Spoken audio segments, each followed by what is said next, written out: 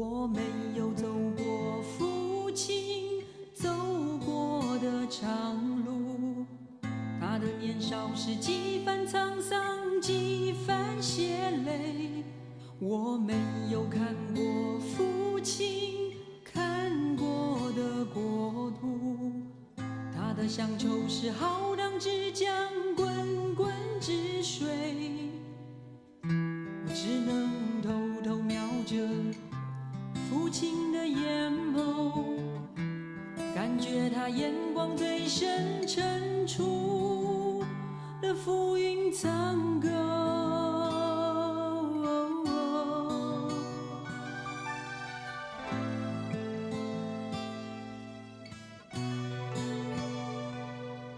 我没有留下父亲留下的疮疤，他的伤痕是不敢思议，不敢回首。我没有经历父亲经历的挣扎，他的割舍是午夜梦回，茫然失落。我只有悄悄等着父亲的动容，感觉他神色最恍惚间的爱恨交错。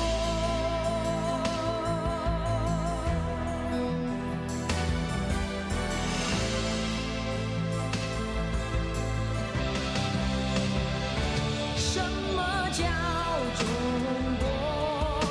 我曾经没有把握，如今我才知道它在我胸口跳动。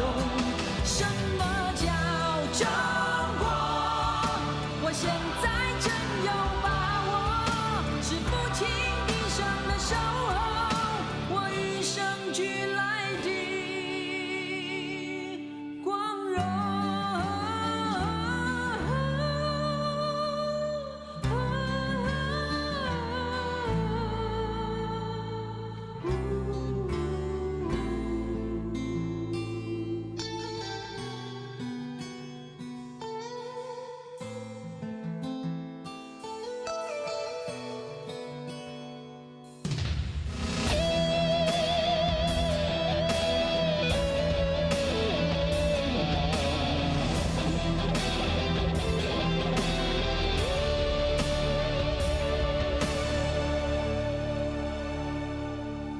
我没有留下父亲留下的疮疤，他的伤痕是不敢思议，不敢回首。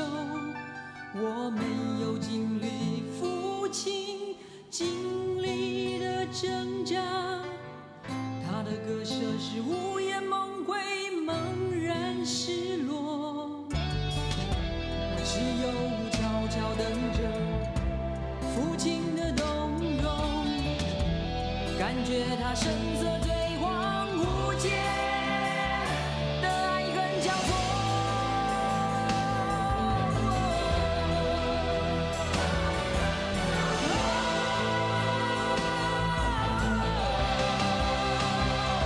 什么叫中国？我曾经没有把握，如今我才知道它在我胸口跳动。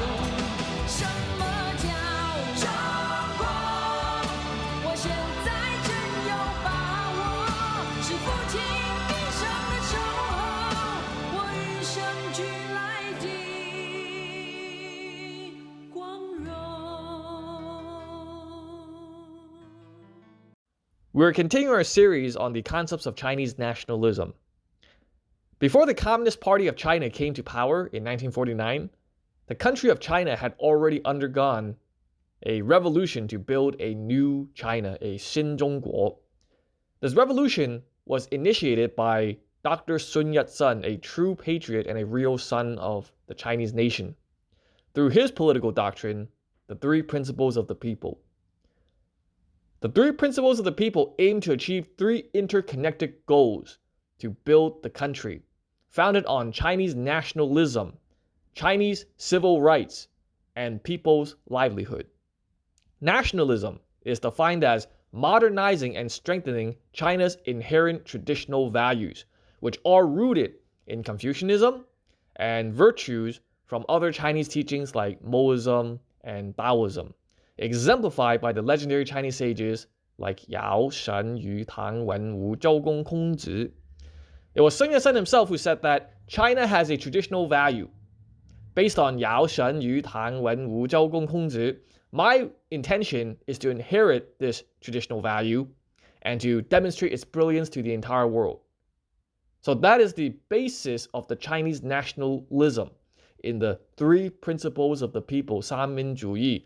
Sun Yat-sen also envisioned unifying the entire country with all the historic lands of China, from Mongolia to Tibet, from Xinjiang to Guangdong, from north to south, from east to west. The entire land of China must be unified under a central government, under a single constitution, which leads us to our second point of the three principles of the people, establishing civil rights.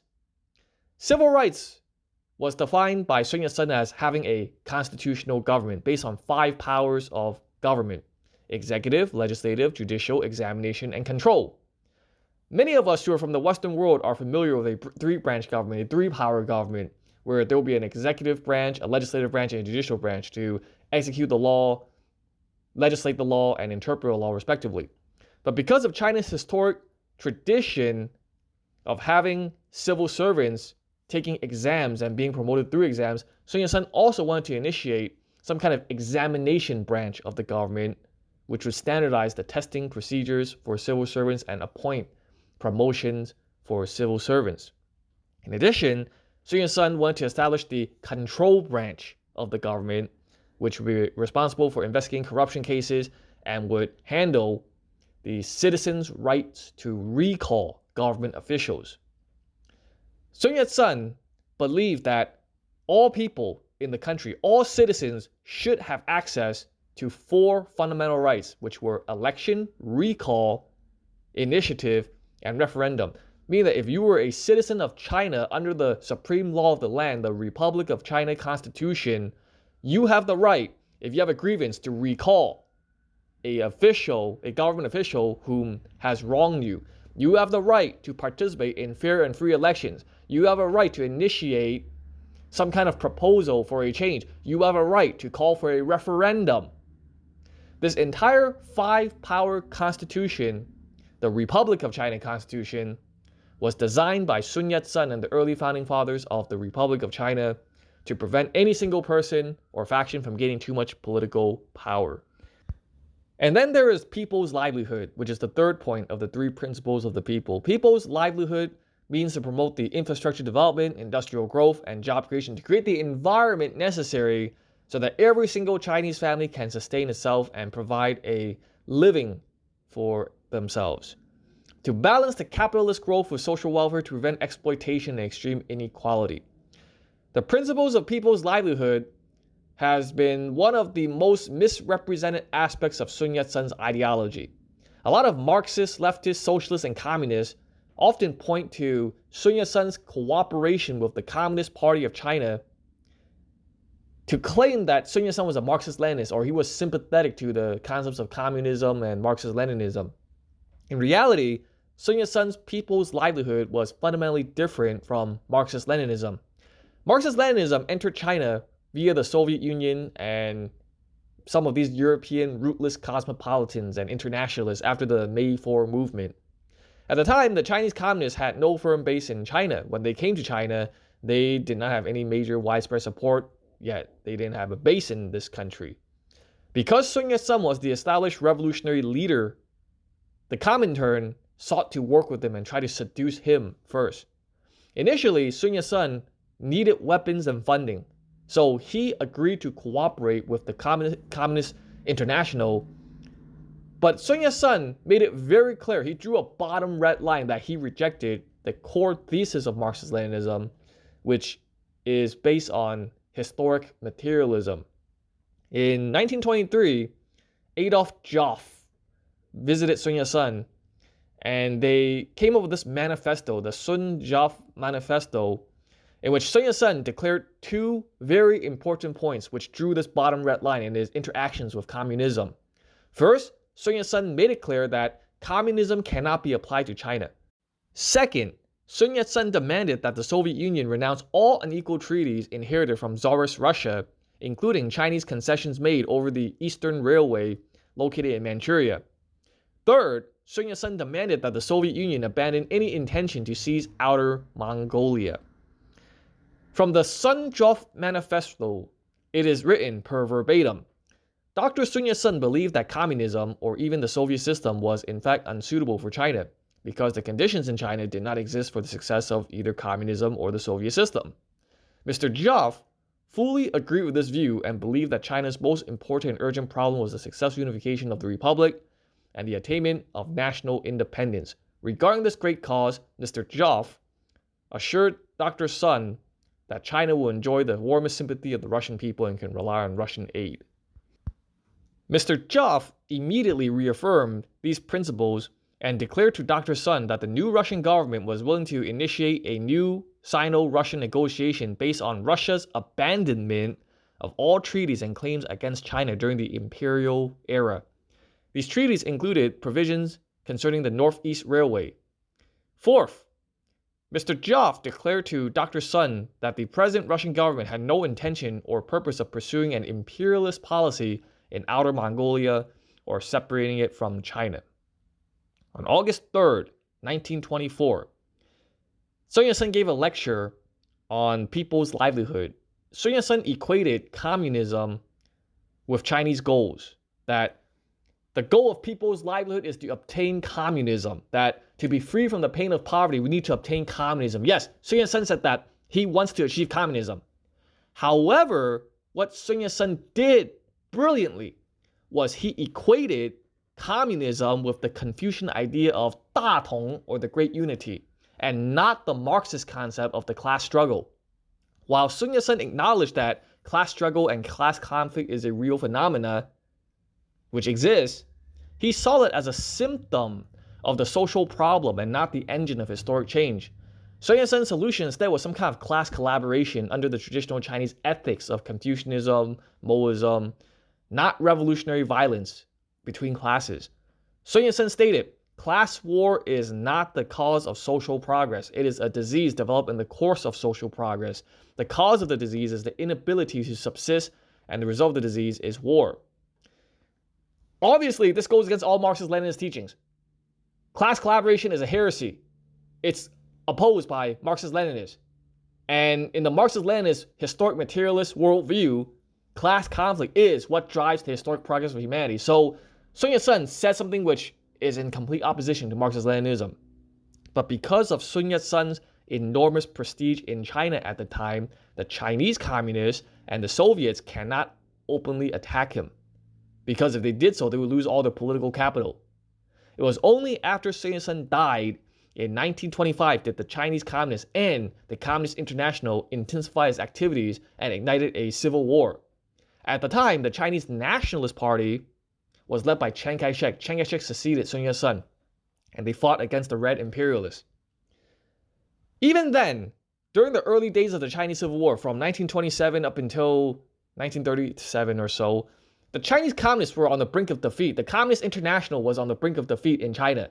This was because of their lack of social and cultural bonds to the Chinese culture.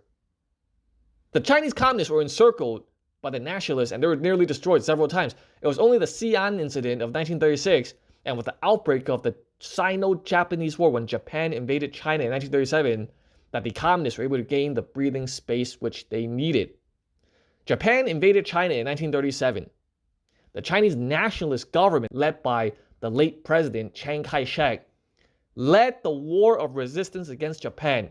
The Guojun, the Kuominjun, the National Revolutionary Army of China, led by the late President Chiang Kai-shek, fought in 22 major campaigns, 1,117 battles, and 28,000 smaller skirmishes against the Japanese. In this 8 years of war, the Guojun, the National Army, lost 3 million troops. The entire navy was sunk. Over 2,000 planes were shot down by the Japanese and were destroyed by the Japanese. The economy was devastated. All the modernization industrial efforts were destroyed. Inflation went through the roof, but it was through this great sacrifice made by Chiang Kai-shek, that the national government of China, the Republic of China government, won the respect of the international community, and that was why in August 1945, when the United Nations was established, China, represented by the national government led by Chiang Kai-shek, became one of the founding members, finally putting China back into the international stage after a century of humiliation. It was done by Chiang Kai-shek. It was made by the sacrifices of 3 million Chinese National Army soldiers, and of course, the sacrifices of the entire Chinese nation and masses at the time. The following year, in 1946, after the war ended, Chiang Kai-shek started a constitutional convention. The purpose of this constitutional convention was to finally implement the five-power constitution, the Constitution of the Republic of China. However, the communists were still around. The communists were still scheming at this time, and they plotted to undermine and subvert all of these efforts made by the Chinese national government. First, in October 1945, as soon as the war against Japan ended, the Soviet Union reneged on their goodwill towards China by separating Mongolia from China. At the time, Chiang Kai-shek was too weak. He could not resist the Soviet military. The Soviet military literally fought the way all the way to Berlin, destroyed all the Nazis, and destroyed the Japanese. China could not resist the Soviet Union at the time. The Soviet Union bullied China so that they would give up Mongolia. So Chiang Kai-shek conceded to the Soviets, and he signed the treaty. He ordered the treaty to be ratified, in which Outer Mongolia would be given up to the Soviets. In exchange, Chiang Kai-shek asked the Soviets to halt any further aid to the Chinese communists. Second, the Soviets stole all the industries in Manchuria. After the Soviets evicted the Japanese, they kept a large occupation force in Manchuria. They ripped apart all the heavy industries there, they took all the resources there, they brought back to the Soviet Union, they stole everything. Third, the Soviets in some parts of Manchuria intentionally reneged on their agreement with Chiang Kai-shek, and they actually handed over captured Japanese weapons to the Communist Party of China. In some cases, some of the Soviet troops intentionally delayed in their withdrawal from Manchuria and allowed the Chinese communists to move their forces behind their line to escape the nationalist authorities. This all set the stage to give the Chinese communists an advantage to win the Chinese Civil War. After seizing power in 1949, the Chinese communists, being the masters of psychological and political warfare, rebranded themselves as inheritors of Sun Yat-sen's 3 principles of the people. When in reality, the Chinese communists ignored the 5-power constitution. They tore apart the 5-power constitution. There's no power of recall right now in China. There's no power of referendum right now in China. If you're an ordinary citizen in China today, in mainland China under the communists, can you write a proposal to the Chinese People's Political Consultative Conference and have your proposal taken seriously? You can't. If your proposal calls for something that's too far from the mainstream, deviates too far from whatever the mainland Chinese authorities want right now, you can potentially get put in jail or put under surveillance. So there's no power of referendum right now. Do you have the power of recall right now in mainland China? Do you have a control yuan that's independent right now in China? Of course not. The entire country of China, at least the Chinese mainland part, right now is dominated by the Communist Party of China, and they have seized the complete power. If there is misconduct or if there's some kind of corruption going on within the Communist Party, the Communist Party investigates itself. The different organizations affiliated with the Communist Party investigates itself. There's no transparency. There's no accountability to the public. That is why corruption is out of control in China. Corruption is so out of control in China these days that they have 2 successive ministers of defense who were fired. It's so corrupt these days that even the Shaolin Temple has been caught in a big corruption scandal. Even the head abbot of the Shaolin Temple has been caught with mistresses and stealing money. In fact, he was already reported for misconduct back in 2016, but there were some officials who were protecting him behind the scenes, which is why it took so long to nail him. But that's not the worst crime of the Chinese communists. The worst crime, in my personal opinion, that the Chinese communists did was the Cultural Revolution and all the political experiments they did in the 50s and 60s when they liquidated Confucianism, when they destroyed graves of many of the Chinese families. Many of these Chinese families living in the countryside We know what our family name is. We know what our ancestral heritage is. We all keep ancestral trees. We know our gaheng, right? In the 1950s and 60s, they said these are all feudal superstitions, so they abolished everything. They encouraged Red Guards to go burn our ancestral trees. They encouraged Red Guards to go dig up ancestral graves. They encouraged Red Guards to go into these museums and destroy museum artworks and pieces. All these priceless historic artifacts and items were blown away by these Red Guards and these communists on a scale similar to what ISIS did in the Middle East back in 2016, 2017. When the communists later found out that they were making a big mistake, they reversed course and they betrayed the Red Guards. They sent the Red Guards to the countryside and made them all go into the work camps. When the market reforms happened in the 80s and 90s, many of these Communist Party members who were fortunate enough to be in positions of power found themselves in charge of some of these state-owned enterprises. They found themselves making a lot of money, becoming extremely rich. And basically what we have in China today is there is a red nobility class. There is a very large and very powerful faction of Chinese communists who basically act like aristocrats and nobility of the past, where they control all the money and wealth, where they are very powerful and they control the state-owned enterprises, while ordinary Chinese people are having their pensions cut. Migrant workers without household registration in the big cities can't enjoy the benefits of some of the economic progress in China. And the Chinese masses are in a state of confusion right now in 2025. There is a wave of confusion. Chinese people, both inside and outside of China, cannot figure out if the Communist Party of China is correct or not. On one hand, they see all the glossy and beautiful infrastructure which has been built on the back of a lot of migrant workers, by the way. But on the other hand, a lot of this infrastructure is enjoyed by only certain privileged people in the Chinese society. Oh yeah, you visit China. If you're a foreigner, you go visit China. You get to enjoy the benefits of the modernized society. But if you're a migrant worker from the countryside, if you're like my dad's uncle who's disabled in the village and can't walk and doesn't have a correct household registration, you don't have access to healthcare in the big city. You can't go to Shanghai and enjoy the first-rate medical system there, right? You can't go to Guangzhou or you can't go to Beijing and enjoy the healthcare system there because he doesn't have the proper identity card. He's stuck with whatever local healthcare they have, and in some places they're underdeveloped, for example. A lot of young Chinese people really look up to the Communist Party of China because the Communist Party of China is the master of information warfare and propaganda.